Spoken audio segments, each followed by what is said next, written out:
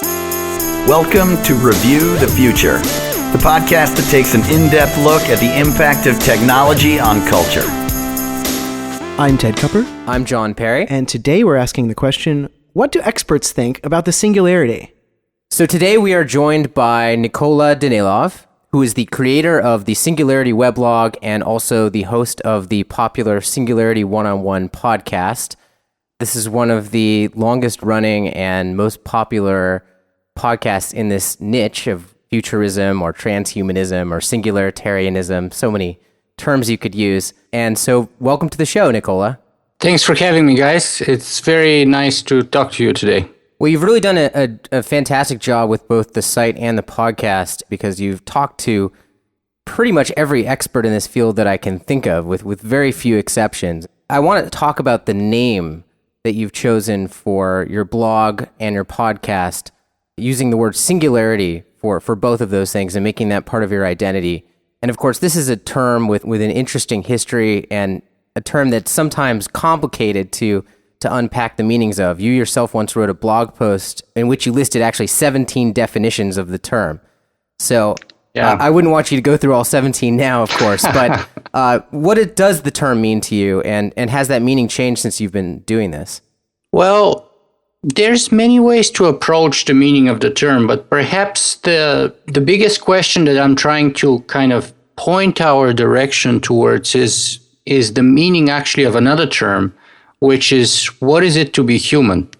And so the question, when you combine those two terms, is how does technology change the meaning or even the question of what is it to be human? Because first we create our tools and then the tools create us. We are that intelligent creature which creates tools and builds progress. And in time, those tools change who we are, not only intellectually, but even physically. And so for me, the singularity is the moment in which humanity will basically have a break point with its understanding of what it is and what the future holds for us and who we are both collectively and personally. The main idea there being that sort of break point will likely arise at the moment when machines become equal and very quickly probably smarter than we are. So in other words, sometimes I like to pose the question as, what happens to you when your toothbrush is smarter than you? Sure. That's a different world, I think, is the message there. Well, so I wanted to follow up with that because that's really interesting to me, what you're talking about the tools. You know, we create our tools and the tools create us. I have subscribed to that worldview. I call that technological determinism. That's usually the phrase I'd use to describe that. The idea that our technological place, the capabilities that our technology has determine a lot, about our world, particularly about ourselves. Well, to be honest with you, I will kind of challenge you on that term, determinism. Okay. So technology is definitely a huge factor in the process. I just don't think it is determined. I think it is kind of random. So in other words, it's a very dynamic system. It's like a circle of influence between us and technology, but I don't think it's predetermined in any way. I think it's got a lot of factors included in it, and many of which are dynamic. In other words, after, having a futurist blog for 5 years, I am not convinced that, we can predict the future. I mean, because if everything is determined, then it's easy cause and effect, and we can predict it. But I think we can at best hope to see the major trends and then steer towards those kind of potentialities which we find to be the most attractive and try to stay away from the dangers, which doesn't mean we'll be successful either way, but at least we have a much better chance of, avoiding the dangers and getting to a good outcome if we are more deliberate about it. So you mentioned the difficulty of predicting the future and how that's the concept that you've hit upon after doing this blog and this podcast for so long. So So I have to assume that's part of the result of speaking with all these experts on all these issues. As you've gone to interview them and ask many of them about this issue of singularity and particularly artificial intelligence, have you discovered any kind of consensus at all, or is it all over the map? Well, that's precisely one of the revelations, that after 170 interviews, I think it's largely all over the map. And that's actually not, it's a double-edged sword, right? On the one hand, that also goes to show that the future is open. Anything is possible, you know, it's not written in stone, as one of my interviewees, Ramez Naam, once pointed. And also, we are all human, and I actually try to set people up during my interviews in such a way as they reveal their human flaws and features. No matter how smart they may be, I believe any one of us has their, little quirks or flaws or things they can work on. And that's what makes us human, at least for now.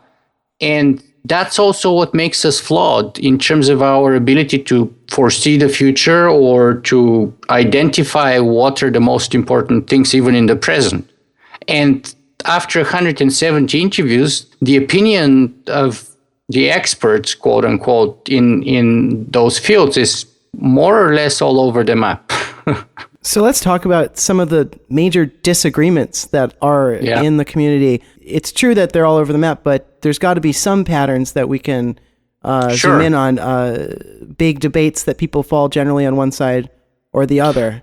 Yeah, so of course there are a few camps. And of course, if we are talking about the technological singularity, then the first major division comes with respect to, will it happen or will it not happen?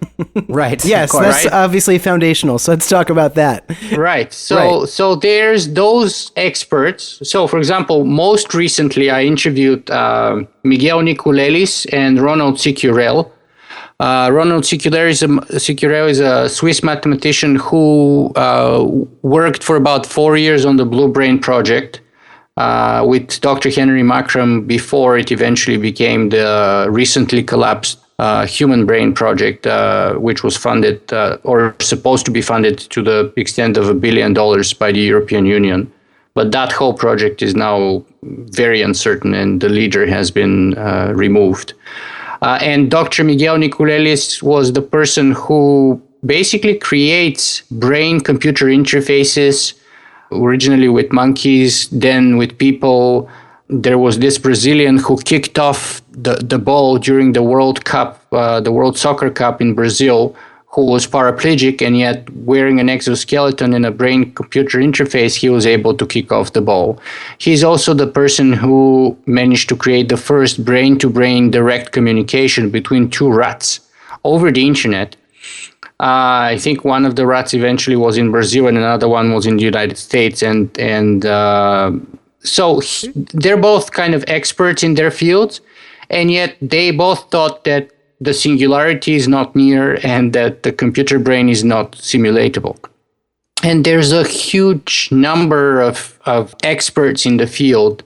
Wait a minute. Can I stop you for a second? Sure. Sorry, Nikola. So I just want to make sure that I understood this correctly. They both thought that the human brain is totally unsimulatable by any hardware at any time? Yes. Wow, that's surprising. Well, they thought... most computers nowadays, they're designed along what's called, they're Turing machines. Mm-hmm. Basically, the architecture was written in the 1930s in this seminal paper by Alan Turing. And they're called Turing machines. And they're saying that the Turing machine can compute any problem that's computable, but the brains are non-computable. And then they evoke a number of evidences to support their claims, such as Gödel's incompleteness theorem, neurophysiological issues, and so on. And they are very strongly into the camp that that's a pipe dream, as Dr. Miguel Nicolelis put it. And yet you have people such as Ray Kurzweil, who, of course, is most known for being the proponent of the singularity out there. And each of those camps have very notable faces and experts. So, for example, in the skeptics, you have people such as Michio Kaku, who most of our listeners today are probably familiar with from his TV appearances on a number of the Science Channel, National Geographic, Discovery, and so on. Sure. So you have equally famous people expressing incompatible opinions. Well, I think too, it's interesting to try to separate out, somebody who's saying that this singularity, however you achieve it, whether it's through human level AI or actually emulating the brain, may be impossible, and saying simply that it's very, very far away. Isn't there a distinction to be made there? Yes. So yeah, that's a great point. So let's be clear. So there are skeptics and there are optimists. Now, to be fair, the vast majority of computer scientists, for example, tends to be clustered that artificial intelligence will eventually be created. The singularity eventually will happen. But they differ as to how close we are to that point.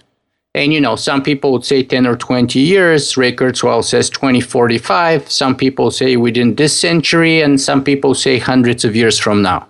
So you have this clustering of experts within a discipline, which is very interesting. So as I said, computer scientists tend to be more optimistic that eventually it will happen. They just differ on the timeline. But then you have people from other disciplines, traditionally neuroscientists, psychologists, cognitive scientists, and linguists such as Noam Chomsky, who are absolute skeptics that it can be accomplished at all, ever, and just don't see it as a possibility. Miguel Nicolillis and so on, right? And then within the camp of the optimists that it will happen, then there's the pessimists that say that that's going to be a very bad event. And there's the optimists like Ray Kurzweil who say it's going to be a very good event. So again, to be clear, from the people who believe that the singularity is likely to happen, some think that that will be the end of the world. And most recently, people such as Dr. Stephen Hawking. I saw Bill Gates talking about this the other day. Yes, Elon Musk, Bill Gates, Stephen Hawking, Max Tegmark, Nick Bostrom, a number of people have come out with a warning that if we are not careful, this may be indeed, as James Barrett said, our final invention, and it may be the end of humanity afterwards. Of course, the optimists might also say it'll be our final invention, right? And then the computer will invent everything for us. Yeah, exactly. Yes. So it's right. That's very interesting because, of course, a good singularity seems so good that it seems worth a lot of effort to try to make it happen, and a bad singularity seems so bad that it seems worth a lot of effort to try to keep it from happening. So it's interesting that the things that people worry about split so strongly in that way. Yeah, so I did say that there is a wide diversity of opinion, and yet you're right to push me that there are some clusterings of opinions here and there. Well, and I assume because of your own personal interest in this topic that you must at least find the people predicting that this thing is going to be coming relatively soon, at least credible, at least deserving of enough attention and consideration to merit doing all these interviews in the first place, right? I mean, because if we're talking about something that is literally the survival or extinction of the human race, even if there is some chance that it's not even a real issue, it seems like it's worth exploring because the stakes are so high. Yes, but let me qualify that a little bit. So this is how I started, of course, with that presumption. But I think if I'm to look backwards, I think I'm still kind of not an optimist is not the right word, but I still think that the singularity has a strong potential of happening. But today I have gotten to the point where I think I'm less convinced of its, probability than, let's say, 5 years ago when I started. It's probability or it's imminence? Are we talking about like it happening both. At all or soon? Oh, okay, both. So I think it is both possible, but I think it is less probable than I originally thought, and I think it is less imminent also than I originally thought. That's kind of my own personal journey, if you will. I'm interested in that. What has changed your mind? Is it just the sheer volume of disagreement, or is there something else to it? Well, the volume of disagreement is definitely a factor I cannot ignore. I mean, those are some of the smartest and most interesting people, and you know, I may disagree with all of them on some things, but I cannot disagree with everyone on everything. So in other words, my own personal intelligence and background and intellectual capabilities allow me to embrace or reject certain things that I have encountered on my show or during my studies in part of my preparation for those interviews. And as a result of that ongoing process of learning, you know, I've gotten to the point that I think it's a lot more complicated than I originally thought it is. The trends are always less clear than we make them to be. And the random, unpredictable, non-determined events like black swan kind of events are always a very strong possibility that can totally come out of the blue and change our future into a completely unexpected direction. So I'm putting a lot more kind of merit or potentiality into those than I was originally putting. As I said, that's kind of a change in degree rather than in kind, right? Sure, So I still believe that there's a very high potentiality for the singularity to happen. I just think it's considerably less than I originally anticipated. I think it would be interesting now to try to delineate some of the different ways we could get to this singularity. If we're defining this as a breakpoint, and you said, you know, that breakpoint is most likely associated with machine intelligence equaling or exceeding that of human beings.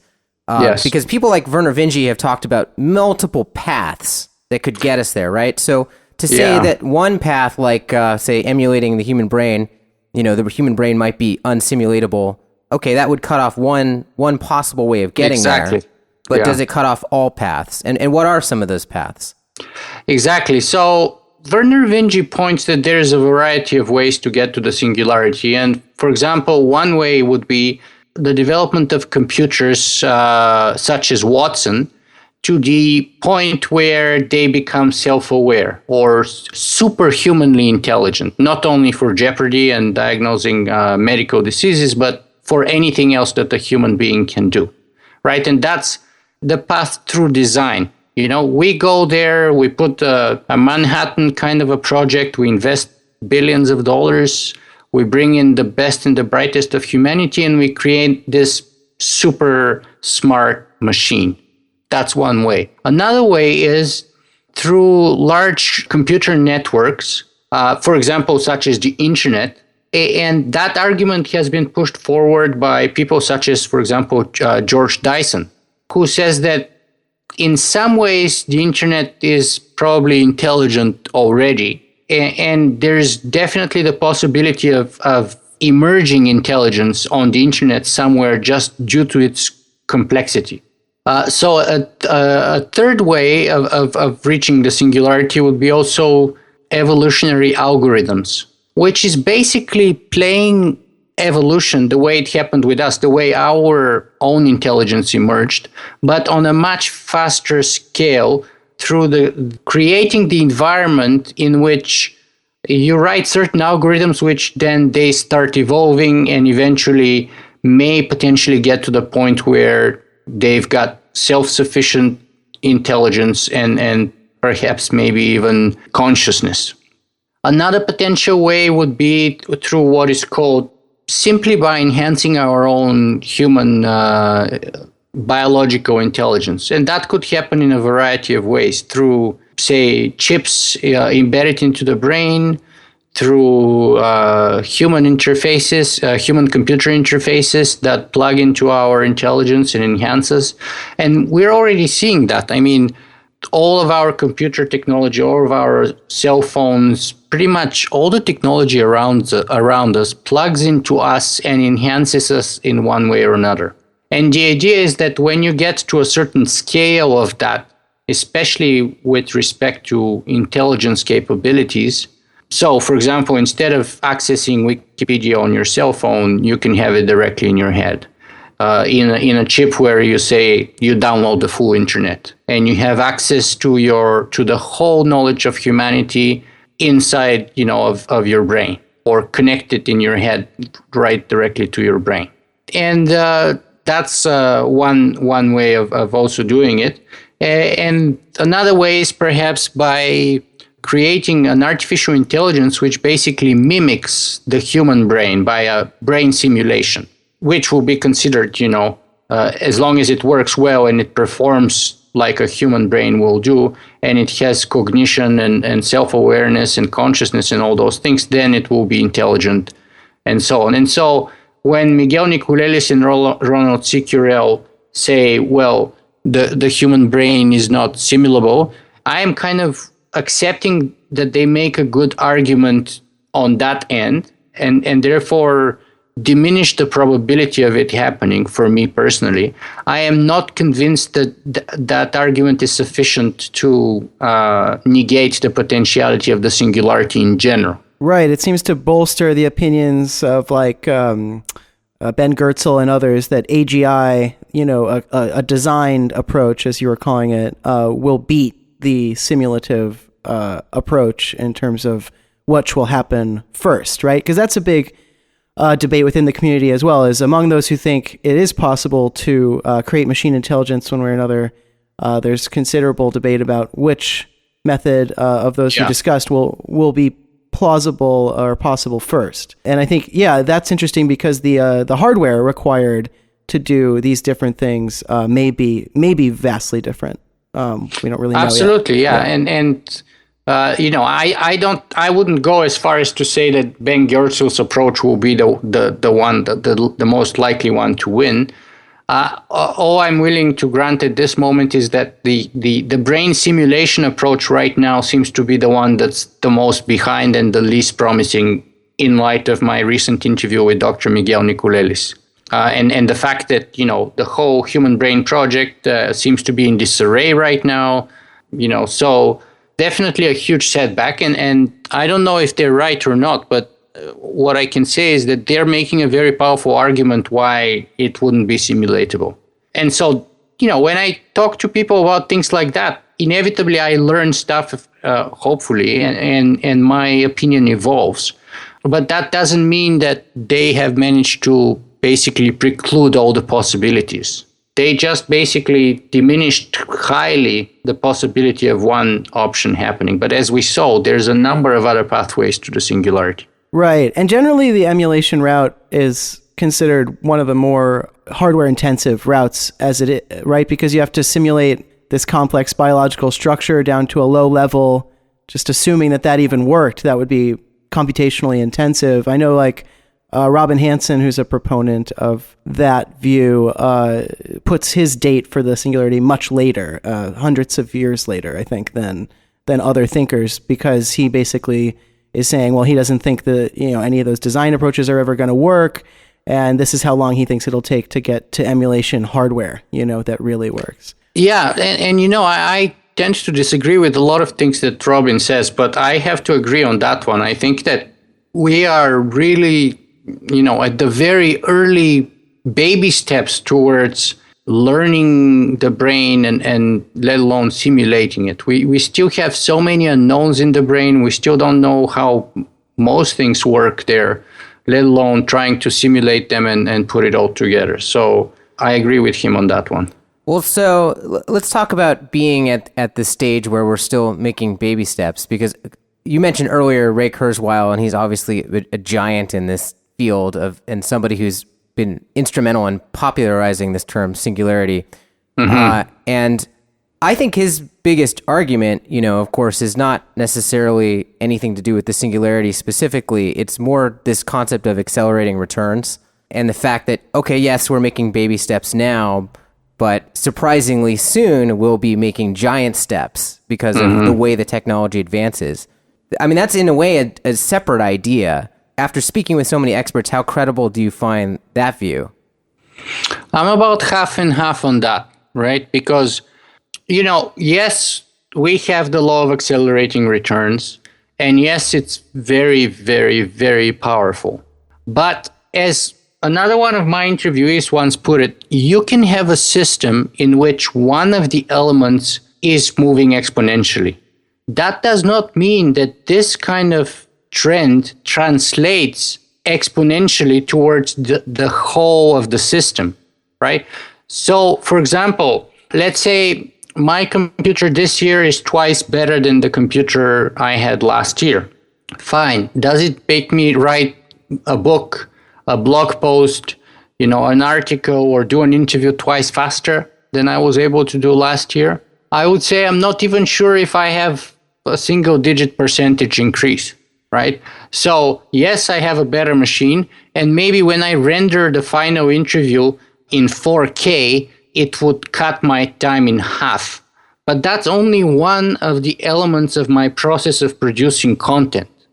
And all the other elements do not exhibit the accelerating or exponential improvements that one element has exhibited. Right. So I think what you're talking about there is like bottlenecks. Is that right? Like the idea that it's not the speed of your computer that's slowing down your ability to, say, make a blog post, right? I mean, the bottleneck there is like your fingers or your brain or something like that, something that's outside of the computer. Yeah, so that's making one the way computer to call it, perhaps. Better isn't going to solve that problem. And to some extent, we may have problems like that in AI research where the problem isn't the speed of the computer. Perhaps it's the architectural design of the computer, like we were talking about. Like if it's true that a Turing computer can't simulate a neuron properly, then it doesn't matter how fast a Turing computer you have. You need to have a different design of computer that can solve that problem.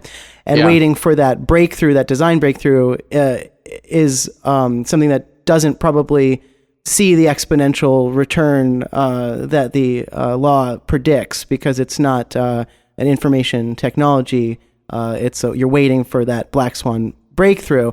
I can see that, but at the same time, I want to push back on that a little, because I feel like what I find compelling about the idea of the law of accelerating returns is actually how broad it is, and how the logical underpinning for it is basically just that we use tools to create other tools. So the more tools we have, the better tools we can create. And that seems to be a pretty broadly applicable feedback loop that would apply, to any problem that can be solved with tools, which is, again, not every problem. Some problems need to be solved internally in your brain, say. But it does seem to me to be a bit broader than just faster computers. Absolutely. I mean, it permeates in many ways our society that are surprising, perhaps. And it is surprising that it doesn't permeate all aspects of our society. So for example, what did Peter Thiel said? He said, we were promised flying cars, but we got 140 characters, right? So what he's pointing towards here is that things like Facebook, Google, Twitter, whatever else you may name, have come out of the blue, totally unexpected, and change our lives in ways we couldn't see or predict.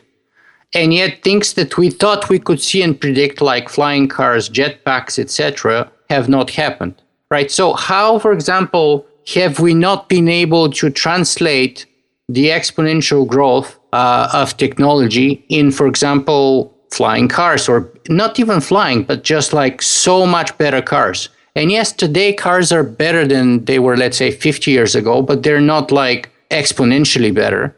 And our planes, more or less, many skeptics point out, have largely remained stuck, because the limit to growth there is the laws of physics, and not our ability to calculate or simulate fluid dynamics or airflow design, etc.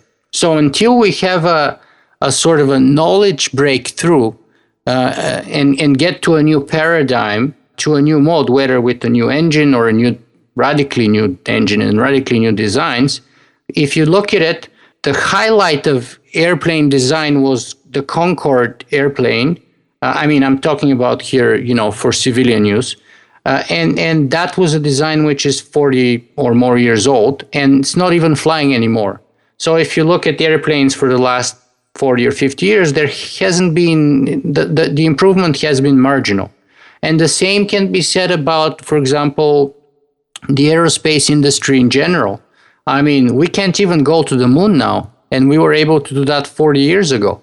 So you see, it's not everywhere that we're able to translate that incredibly impressive and counterintuitive and in some cases mind-blowing trend, it goes into certain places we don't expect and we don't hope for, and it doesn't go in other places where we hope for and we wish it would go. Right. Well, and I think while I have issues actually with that Peter Thiel quote, I think one thing you can say about it is it sort of points out the fact that predictions of the past are often wrong. You know, specifically when he's talking about flying cars, he's talking about predictions mostly from science fiction being wrong, which I think is, you know, perhaps not that surprising.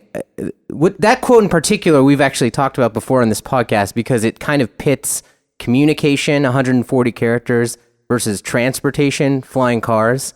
Right. And the thing about those things is that they substitute for each other. Well, we also think that communication is perhaps the first step that you would logically go for. Like, were we to go back in time and to think about things differently, we would say, well, first we're going to create a global communications network here on this planet and get everybody talking to each other, and then we'll go beyond the planet. It seems like that would be the logical order to proceed in. And the fact that our old science fiction managed to get those things backwards and think that we would start, you know, crazy space colonies before we had the internet is just because our old science fiction was wrong. Now, I guess But I'm not convinced it's only the old science fiction, right? I mean, it was a scientific fact that we were going to the moon 40 years ago, and it's a fact of reality that we can't do it now. Well, what you mean by can't is we're not doing it now, because of course the same techniques that worked 40 years ago to go to the moon would work now. What it would take is a government to put the money in. We have lost some of that knowledge, some of that capability. Lots of the math, lots of the science was lost, by the way, because for a number of reasons. One of them, for example, was that it was stored on a medium which is now obsolete. Okay, and that would be a hindrance to somebody launching a new moon project today, but you have to agree, with the appropriate amount of money, we could get to the moon today. It's not like the Egyptian recipe for cement. We haven't lost it to history in a way that's irrecoverable. All that math could be redone, yes? I mean... We can rediscover it. I'm not sure. I think maybe it's a little bit of a semantic difference here, because I'm not sure if it's recoverable or rediscoverable. And I am an optimist on rediscoverable. Sure. Okay, I'll give you that. Rediscoverable sounds like a fair term for that. I'll give you that. Right, but that's why I think it's not going to be today, because we need some time to first of all, we need that focus effort and investment into the field, and then we need to give it some time to give some fruit, to bear fruit, right? So I don't think it's not like we can do it today. Maybe if we have a concerted effort like we did back in the day, in, let's say, a decade or 5 or 10 years, we should be able to do that. Right. I agree with that. But today, right now, we cannot do it. Okay. I get that. I think that, I mean, one thing that's definitely happened that the Peter Thiel quote speaks to is that during the explosion of petrol-powered technology in the 20th century, we predicted that we would somehow get a lot more efficiency and power out of our transportation systems, and we've turned out not to really get that, and instead to get a lot of efficiency and reach out of our communication systems, and like a lot of substitution where people are using communication instead of transportation. I mean, right now we're talking to you, you're in Canada, we're in Los Angeles, it's happening in real time. This is a perfect substitute for us getting on a plane and flying to Toronto to see you. Agreed. And it's mediated, it's technological, it's not every single, it's not every bit as good as if we were sitting next to each other in a cafe, but it's good enough. So we're doing it. And it's, of course, a lot cheaper. So I think, the Peter Thiel thing seems facile to me. It also seems to imply that better transportation technology would be somehow better for the world or more powerful than, say, a global social network, one that has toppled governments and, blown the whistle on government secrets of the most powerful country in the world and things like that. I think the question, though, is why not both? Why not both? Why one and not the other? Right? That's, I think, the bigger question. Okay. Yeah, that's interesting. Because we were thinking we were going to get the transportation, and we were not thinking we were going to get Twitter per se. But we did get Twitter somehow, and we didn't get the transportation somehow. So the question is, why one and not the other? Right. And I think why not both? The simple answer is that the communication technologies have advanced faster. And I think, of course, you can answer that with another question of why has that been? And I think it does, at the end of the day, have to do with like the laws of physics, the limits of physics, and the fact that you can only get so much energy density out of petroleum, but you can fit quite a few transistors on a chip if you keep iterating. Right. So we need a paradigm shift, as I said, either a radically new, let's say, airplane design, or a radically new engine, or a radically new source of energy that's totally going to be a huge breakthrough with the current paradigm that we are in right now to be able to get to that next level, right? So if you look at going back to airplane progress in design, I mean, the first airplanes flew in the early 1900s. Who would have predicted that in 28 years we would fly from New York to Paris, right? Or in maybe even it was 25 years, because it was 1902 or so, and 1928, if I remember. So 25, 26 years, we were able to fly to Paris. And then soon after, people were flying all over the world in the 1940s. So there was an explosion, and of course, the previous mode of transportation before that was horses. And basically the airplane and the car came of age at the same time, which was radical, both, above ground and on ground transportation. And then we kind of peaked off maybe at around, 1960 or something. And then the gains afterwards have been marginal, right? And we were seeing the previous 60 years, and we were saying, look how far we've gone. And then by 69 or 60 or the 70s, we were going to the moon. So we were thinking, oh my God, look at this. For 70 years, we started with nothing. We flew 20 meters. The first flight was tiny. And then we went to the moon in 7 years. So in another, 50 years, we'll be going out of the solar system. It was the logical thing to extrapolate. And yet we hit the limit somewhere around the 1970s for a number of reasons, which basically meant that we were stuck more or less in that same paradigm with that same reach in that same kind of realm of progress. Well, I think a big factor here that maybe we all can agree on is that there are major issues in terms of the culture driving this and what our research priorities are. So, of course, the space race happens in a particular historical context of, a dynamic between nations, a sort of Cold War situation, right. Other factors that drove us to do that when we did.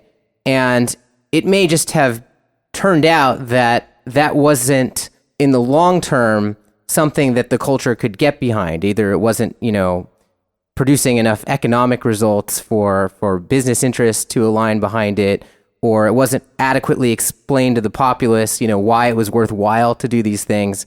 So when we did hit a couple roadblocks, we kind of, let it slide for a while. So I think, obviously there's a lot of cultural factors here directing what we do and don't do. But I do think that the gains that we have gotten in the communications landscape are tremendously amazing.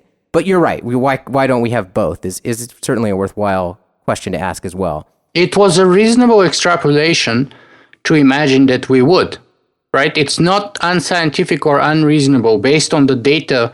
Let's say if we're having this conversation in the 1970s, based on the data of the previous 70 years, with air flight and then space flight, we would have concluded that by 2015, we'll be going, way further than Mars, right? It was, I think, the logical, scientific, and natural thing to expect.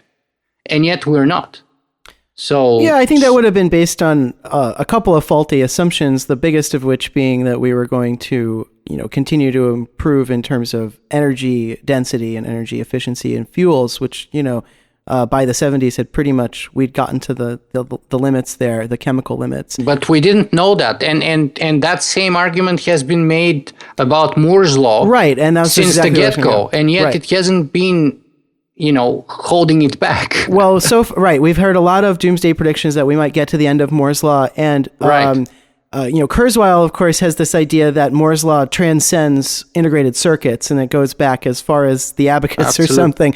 But he may or may not be right about that. And if it turns out that 2D chips are the end of the line, and that we can't make 3D crystals or some other computing paradigm work, then we may have that problem in the future, and all this stuff may stall.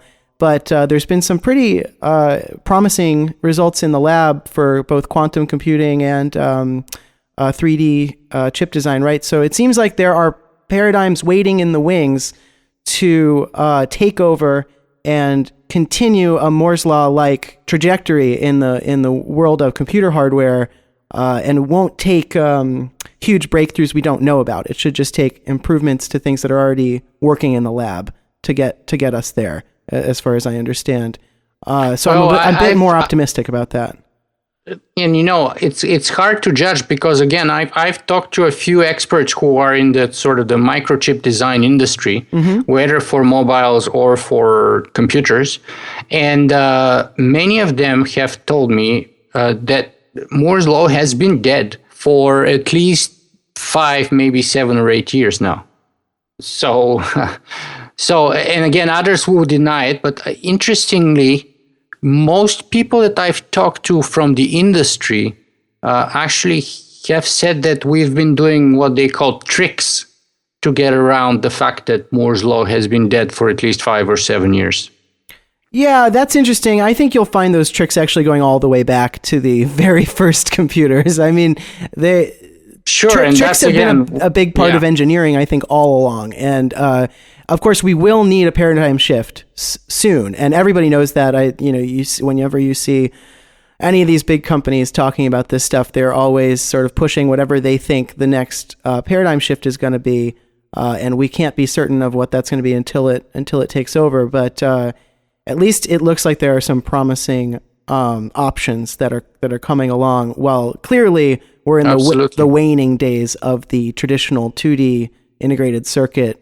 Continuing to, even maybe 5 years of that left. Maybe, yeah. I mean, we're at this point at 14 nanometer features. So, I mean, we're going to literally just run up on an atomic limit. People are saying pretty soon. The people I talked to last were saying that we are probably most likely going to top off at 5 nanometers. That's what I've heard too. Yeah. So at that point, I think you get bad electron bleed, and you can't. Yeah, there's all kinds of issues, interference problems. I think Michio Kaku said the Heisenberg uncertainty principle starts kicking in, and there's all kinds of issues. Right. Which doesn't mean we cannot come up with an alternative, right? So. Right, but it means a new paradigm would be needed at that point, right? Because you wouldn't be able to keep doing the same old 2D lithography and having that work. So I know there's been some experiments into using 3D chips, which is kind of a trick itself, just stacking things, and then hopefully there'll be like whole new. Going back to my previous point, which we kind of got a little bit sidetracked into this whole direction, and the point was that you had those amazing computers, which are say take an airplane from the 1960s and an airplane today. We cannot even compare them in terms of the inside computer load that a modern airplane is carrying, or even a car, which has probably 100 microchips at least nowadays. But in terms of the pure performance of the car or the airplane, the benefits have been more marginal.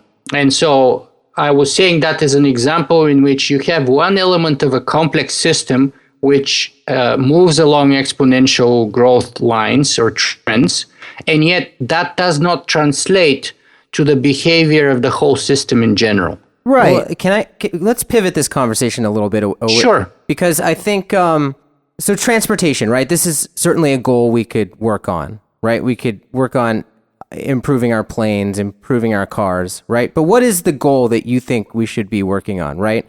If we accept that, okay, maybe this stuff isn't completely determined by the technology. Maybe, this stuff is not going to happen without the right set of cultural priorities. Is that what we should want? Should we still want faster planes and cars, or is there something else that we should be putting our money and our research into. Right. How valuable is moving human bodies around at the end of the day, right? And if Of course, yeah. And what are some of the other goals that I'll put it to you that you think are worthwhile that we should be spending more money on that maybe we're not?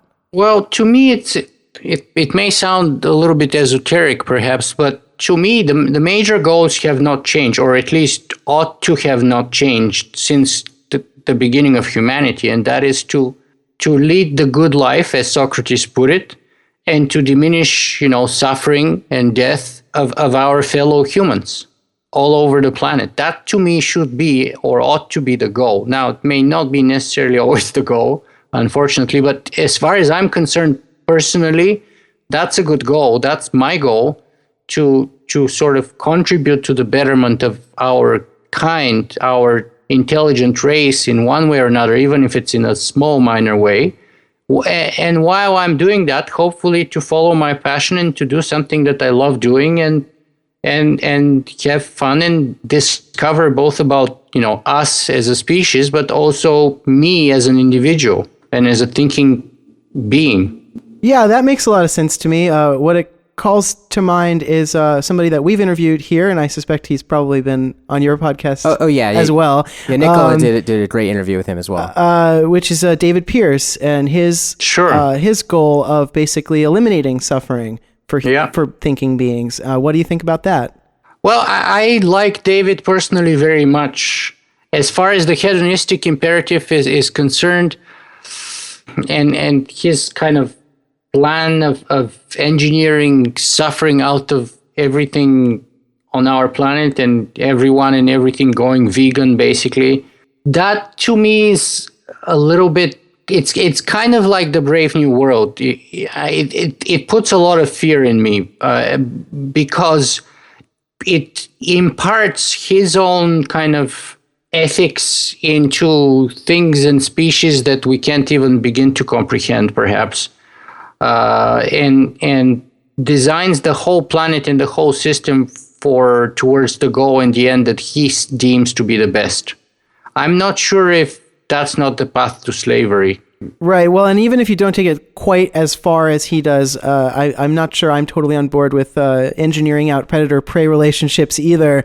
But just the kind of first conclusion of his work, which is eliminating suffering in the human mind, at least among those who are willingly doing so. What do you think about that idea? I mean, what I think is interesting about that is that that's a kind of singularity too, isn't it? It's like a way that technology fundamentally changes what it means to be human, and therefore a world without like unhappy states of mind would be such a different world. Or even just without involuntary unhappiness. Sure. Even if you just assume for a moment that nobody's forced into this and that you take the happy pill when you want, that still is like, I think, a radically different world, is it not? Yes, but I agree. But to me, that's the crucial element, that it's got to be voluntary. I agree with that. So you have to have the option. Yes, I completely agree with that. But I also think most people, including myself, would choose, given the option, the happiness, which then leads to a very similar world where you can do kind of the same thought experiment of, it is sort of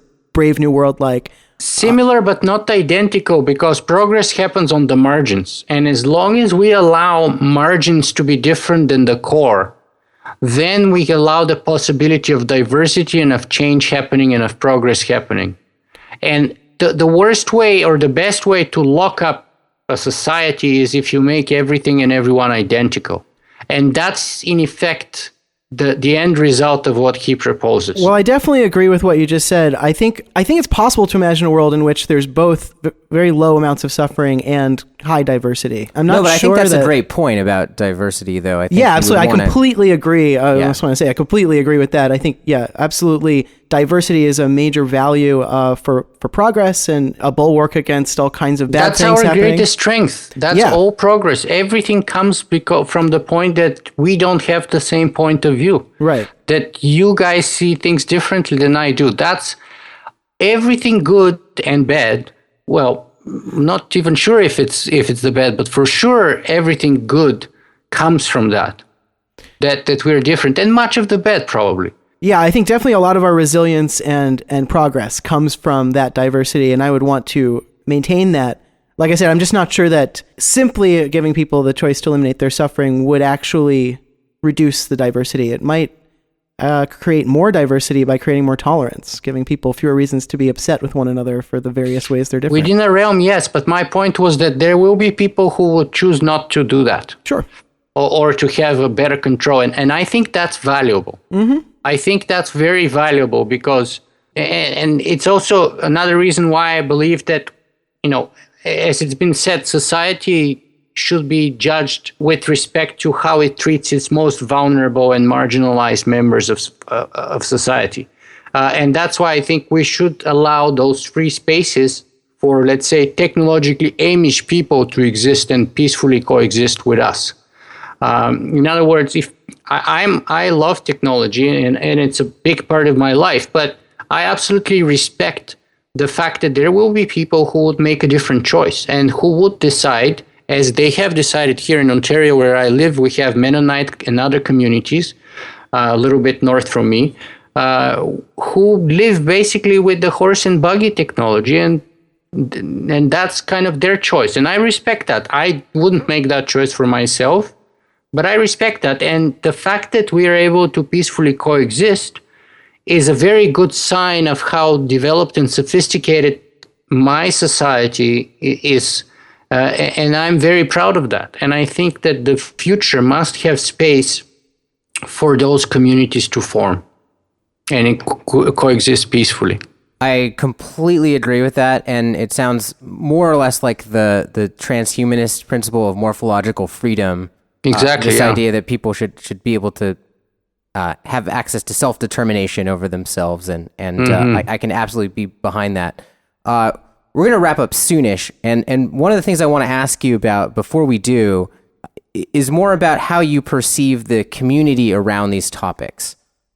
So, and again, it's hard to find the right term. I sometimes say futurism. I sometimes say, use the word singularity. Other times I use transhumanism to describe this sort of set of things that we've talked about today, right? Which is actually pretty whatever broad. You call it, there's a group of people who are out there talking about these topics of technological progress and AI and the coming world. And I'm curious, like in the 5 years or so that you've been doing this, have you seen any shifts in terms of the size of the community, or even in terms of some of these topics becoming more mainstream? It sort of anecdotally feels like that to me. But since you've been doing this longer, I'm curious what your impression is. Yeah, definitely there's a trend to popularization and growth, both in the transhumanist and in the singularitarian community. Now, I wish that trend was faster, perhaps, because that's what I've been doing. But again, I am doing my best, and what will happen will happen. Because I'm partial and directly involved in this process, to me, while recognizing the growth and the progress we've made, it probably is always going to seem insufficient and too slow. But it's undeniable. I think, the fact that we're seeing a number of movies, not only on, the big screen, but also on TV and everywhere on the topics of transhumanism, the singularity, artificial intelligence, life extension, nanotechnology, genetics, artificial intelligence, all those things coming together is just one of the many signs that more and more people are becoming aware and engaged into that whole process and that whole discussion. And I don't know if you would agree with me, but I think even those representations become better and better. I mean, 30 years ago, we had the Terminator. Now we have things like Her and Ex Machina. And I think we're definitely making progress there.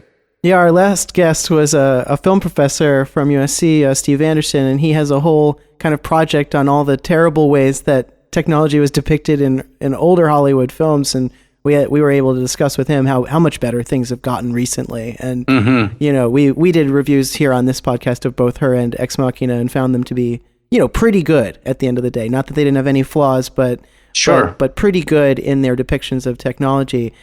So, I want to see what you think, since you're really an expert in this community and in what people are talking about. What do you see the future of the community being? Like, do you think there's likelihood of a transhumanist or singularitarian political party emerging, or do you think there's... Well, there is a transhumanist or party. political movement, I suppose. Yeah, I mean... One that has more legs, maybe. One that could, say, win an actual election, here in the United States, where we have first past the post elections. Or like, do you see this becoming subsumed into traditional political debates? I think already there's kind of a left and a right version of these things.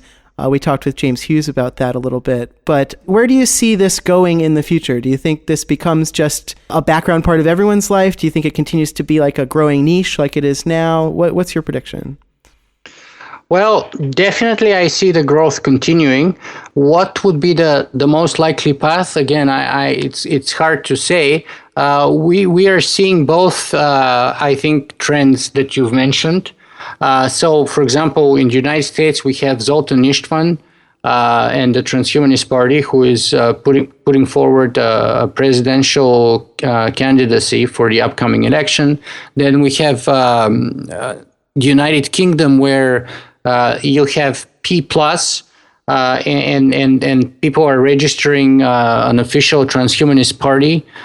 And at the same time, both in Canada and in the US and the United Kingdom and many other places, acting politicians or people who are associated with the mainstream political parties and movements have been becoming more aware and more engaged with the sort of the transhumanist discourse, the transhumanist issues. So I don't know which one will come on top. I think it's, again, going to be probably a mixture of both and something else that we can't see right now that's going to create the final outcome in one way or another. But I definitely see a continuation of that trend and hopefully acceleration of it at a much faster pace than it is going right now. Well, I certainly hope so, because I think that these topics are important for people to be thinking about. So, and anything that broadens them to a wider audience is a good thing. And I think you're doing your part very well in terms of that. I mean, your podcast and blog have been a tremendous resource for me personally and for other people out there I know. So I want to thank you for coming on the show. I think this has been a wonderful conversation. I hope you had fun as well. Definitely. We're going to, of course, link to many of the things we talked about, including your podcast. Is there anything else that you want to share with our listeners before we go? Okay, so one of the things that I've learned is that technology is a mirror, in my opinion, and we don't see things as they are, but we see things as we are. And in other words, technology reflects who we are.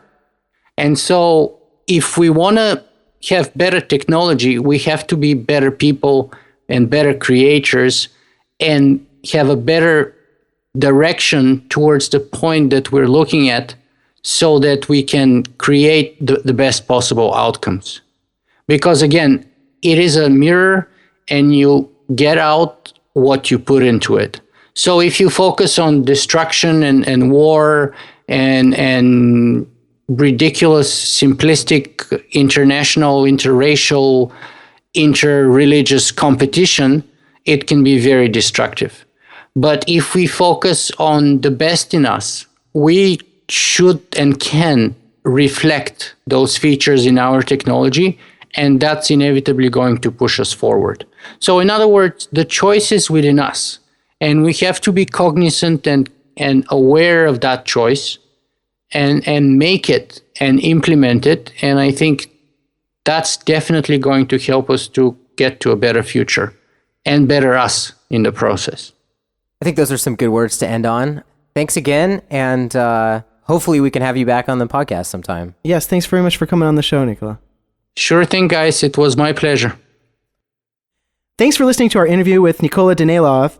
I hope you enjoyed it as much as we enjoyed doing it. And of course, you should check out his website, the Singularity weblog, and podcast, the Singularity One-on-One podcast.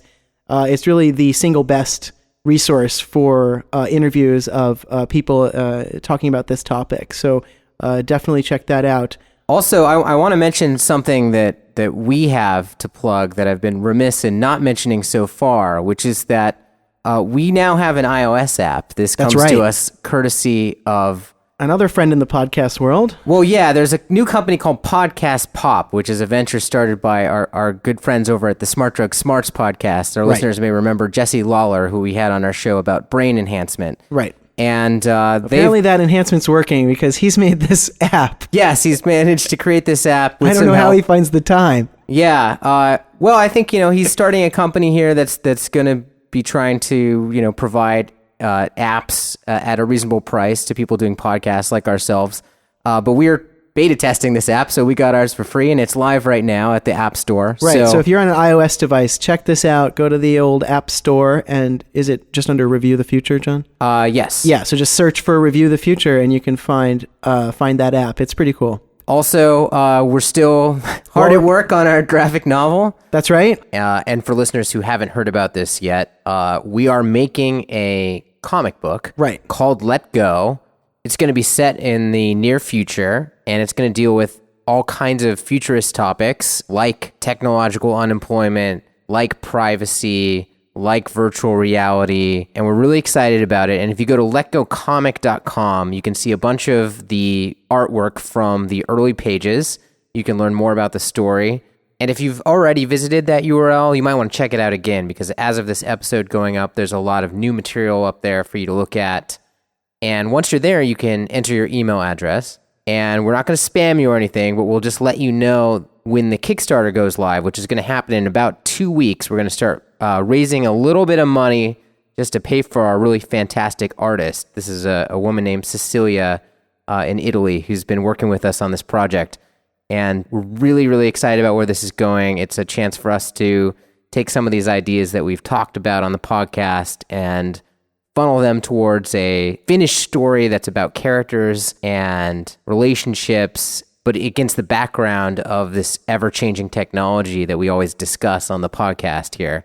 And we think our listeners will really like it. So check out letgocomic.com for more information about that. So I think that's it for plugs. We don't have any mail this week, do we? No, I want to start a new feature of the podcast where we do essentially a postscript where we can talk about mail, but also, other things that come to mind. We can do small mini reviews, things of that nature. So send us those letters and comments, and while you're at it, give us a rating on iTunes or Stitcher if you use those platforms, because it really helps us get the word out. Absolutely, and yes, I think starting next episode, in addition to our main segment about the topic, we'll be adding some little extra discussion to the end. So if you can feed into that by giving us comments, feel free to tweet at us as well. That's if that's right. Your preferred manner of at communication. RTF_podcast is our Twitter handle.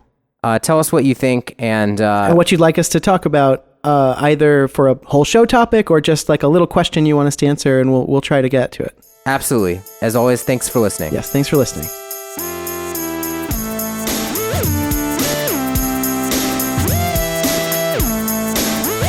To subscribe or leave a comment on this episode, please visit reviewthefuture.com. You can also send emails to feedback@reviewthefuture.com. Thanks for listening.